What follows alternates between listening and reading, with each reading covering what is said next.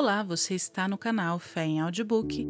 Eu sou Dani Mendes e hoje vamos à leitura de O Controle da Língua, de John Newton.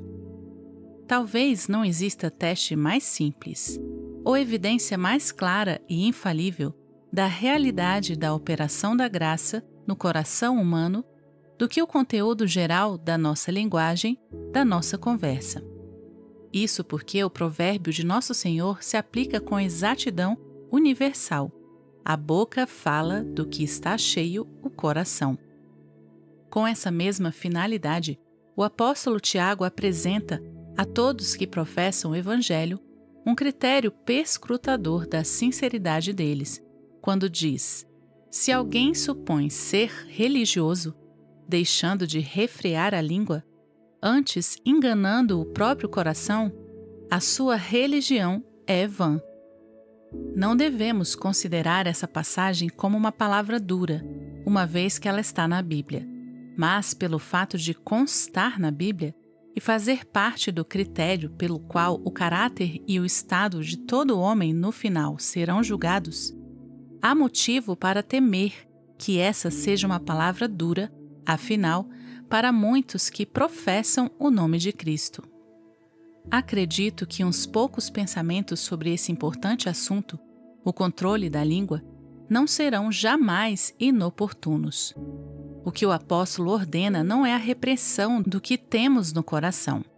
Ele sabe que, embora seja nossa obrigação vigiar contra os primeiros impulsos do mal dentro de nós e os mortificarmos, não está sob nosso controle evitá-los por completo. Mas ele supõe que a graça de Deus, num crente verdadeiro, haverá de controlar os males do coração e impedir que irrompam por meio da língua. Também o controle da língua não deve ser considerado tão rigidamente como se um crente verdadeiro não mais fosse capaz de falar de forma imprudente. Jó e Jeremias amaldiçoaram o dia do próprio nascimento deles. E Pedro não apenas negou o seu Senhor, mas negou-o com juramentos e praguejando. Admito que o melhor dos homens, numa hora irrefletida e sob a pressão de alguma súbita e violenta tentação ou provocação, possa de vez em quando agir ou falar de forma incompatível com o seu gracioso caráter habitual. Mas penso que o apóstolo pretende dizer, no mínimo, que quando a graça salvadora se encontra no coração, ela haverá de regular e controlar a língua de tal forma que a pessoa não pecará de forma habitual. E também que, sem alguma evidência desse regular e controlar da língua, não somos constrangidos a reconhecer ninguém como cristão, não importa quão esplêndida seja sua profissão de fé em outras áreas. Mais ainda, penso que podemos dizer desse teste aquilo que os magos do Egito reconheceram numa outra circunstância. Isto é o dedo de Deus. Esta é talvez a única marca exterior de um crente, que o hipócrita não consegue imitar.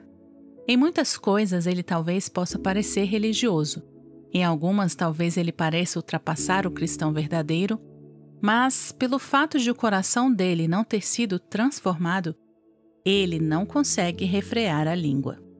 Aquele que parece religioso e que deseja ser considerado religioso pode apresentar várias qualificações que apoiam suas reivindicações, qualificações essas que podem ser valiosas e recomendáveis em si mesmas, e contudo não têm utilidade alguma para quem as possui, se ele não refreia a língua. Talvez ele tenha muito conhecimento religioso. Refiro-me ao tipo de conhecimento que se pode adquirir pelo uso dos meios comuns. Talvez ele possua um zelo entusiasmado e combata sinceramente, à sua própria maneira, pela fé, uma vez entregue aos santos. Talvez ele seja capaz de conversar bem sobre assuntos espirituais e orar com liberdade e fervor. Sim, ele pode até ser um pregador, comportando-se de forma satisfatória até mesmo na opinião de cristãos sinceros. Ou ele pode ser um comerciante honesto, um bom vizinho, um bom patrão, um amoroso marido ou pai, livre de vícios grosseiros e constantemente participando dos cultos e das ordenanças. Um homem desses, olhando para si mesmo, não se julgará uma pessoa religiosa? E não será ele estimado assim também pelos outros? Contudo, se com todas essas boas qualidades ele não refrear a língua, dele se dirá que lhe falta a única coisa obrigatória. Ele enganou o seu próprio coração. A sua religião é vã. Mas o que devemos entender por refrear a língua? A expressão, penso eu, será explicada de forma adequada se considerarmos como a graça de Deus haverá de influenciar obrigatoriamente e controlar a língua daqueles que participam dela naquilo que dizem. Primeiro, quando falam de Deus. Segundo, quando falam de si mesmos. E terceiro, quando falam a respeito dos seus semelhantes ou com os seus semelhantes. Uma vez que tiveram um vislumbre da santidade e da majestade, da glória e da graça do grande Deus com quem eles haverão de tratar, o coração deles está profundamente influenciado pela reverência, e por essa razão há uma sobriedade e uma decência na sua linguagem. Eles não conseguem falar levianamente a respeito de Deus ou dos seus caminhos. Supõe-se que ninguém que pelo menos pareça religioso possa profanar de forma direta e expressa o seu glorioso nome, mas há uma forma descuidada e irreverente de falar a respeito do grande Deus, que é extremamente desagradável e muito suspeitosa. Dessa mesma forma, o coração dos crentes ensina a sua boca a falar de forma honrosa a respeito de Deus quando se encontram em aflição, sobre as suas cruzes, reconhecendo a sabedoria e a misericórdia das suas dispensações. E, se lhes escapa uma palavra impaciente, isso os entristece e humilha, como que tornando inadequada a situação deles como criaturas suas, e em especial como criaturas pecadoras que têm sempre razões para reconhecer que é devido à misericórdia do Senhor que eles não são totalmente consumidos. Quando eles falam de si mesmos, sua língua é refreada e reprimida para não gabar-se. Eles falam como convém a pobres e indignas criaturas, porque eles se sentem assim. Naquilo que dizem, tanto a respeito das suas consolações como das suas tristezas, é a sinceridade que dita a simplicidade que não se pode falsificar facilmente. Ao passo que aqueles cuja língua não é assim refreada, muitas vezes se traem pela falta de sinceridade, mesmo quando estão lamentando a própria pecaminosidade e a mesquinhez do seu coração. Naquilo que dizem dos outros ou a respeito dos outros, a língua dos crentes é refreada por um coração revestido de verdade, amor e pureza. Onde a graça está no coração, a língua será refreada pela lei da verdade. É doloroso ver quão perto e quão prontamente alguns que professam a religião se arriscam nos limites de uma mentira, quer seja para defender a sua própria conduta, ou para evitar alguma situação inconveniente, ou para conseguir uma suposta vantagem, ou às vezes apenas para enfeitar uma história. Admitindo a possibilidade de uma pessoa sincera de repente ver-se contando uma mentira, contudo, onde ocorrências desse tipo são frequentes, eu desconheço uma mancha mais odiosa em alguém que se confessa religioso ou que com justiça dê mais motivos de recear que essa pessoa não conheça nada corretamente nem a respeito de Deus, nem a respeito de si mesma. O Senhor é um Deus de verdade e Ele ensina aos seus servos a odiar e a detestar a mentira e a falar a verdade de coração.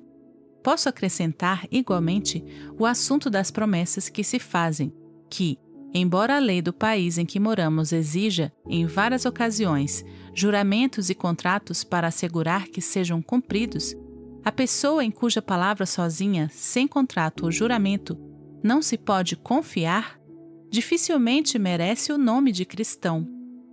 Onde a graça está no coração, a língua será igualmente refreada pela lei do amor. Se amamos o nosso vizinho, será que conseguimos sem motivo falar mal dele, exagerando seus defeitos ou falando com ele de forma provocativa e insultuosa? O amor não pensa o mal, mas tolera, espera e aguenta. O amor age por meio da regra áurea: faça aos outros aquilo que você gostaria que fizessem a você. Aqueles que estão sob a influência do amor cristão são gentis e compassivos, dispostos a fazer as mais favoráveis concessões. E é evidente que a língua deles será refreada da linguagem malévola, da censura áspera e da calúnia, coisas que nos são familiares como a nossa língua materna, até que sejamos feitos participantes da graça de Deus. A língua também é refreada pelo respeito à pureza, de acordo com os seguintes mandamentos: não saia da vossa boca nenhuma palavra torpe, e sim unicamente a que for boa para edificação, conforme a necessidade, e assim transmita graça aos que ouvem. Nem conversação torpe, nem palavras vãs ou chocarrices, coisas essas inconvenientes, antes, pelo contrário, ações de graças. Efésios 4:29 e 5:4. A graça ensinou os crentes a odiarem essas coisas. Como pode, então, a língua deles falar essas coisas? De fato, há falsos confessores que conseguem adequar a sua linguagem ao tipo de companhia em que se encontram. Quando estão com o povo de Deus, conversam muito seriamente, mas em outras ocasiões, sentem-se à vontade para participar de conversas vãs, superficiais e corruptas.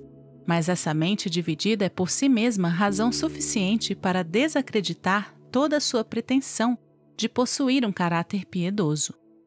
De modo geral, embora não se espere a perfeição, embora os crentes verdadeiros possam, em algumas ocasiões, falar imprudentemente e tenham um grande motivo de humilhar-se, vigiar e orar com referência ao controle da língua, contudo, penso que as Escrituras, e em particular o apóstolo Tiago, na passagem que mencionei no início deste artigo, nos autorizam a chegar à seguinte conclusão: se a língua com frequência está sem freio, se observar que uma pessoa com frequência fala levianamente a respeito de Deus e das coisas divinas, se essa pessoa costuma gabar-se, se fala de modo grosseiro dos seus semelhantes, se é possível dizer que essa pessoa é mentirosa, mexeriqueira, insolente, bajuladora ou gracejadora, então, não importando quais outras boas qualidades essa pessoa apresente, a sua linguagem trai a sua verdadeira condição. Essa pessoa engana a si mesma. A sua religião é vã. Meditemos nessas coisas e imploremos ao Senhor que lance o sal da sua graça na fonte do nosso coração, 2 Reis 2:19-22, a fim de que a direção da nossa conversa se torne saudável. Aqui encerramos, que Deus te abençoe e até a próxima leitura.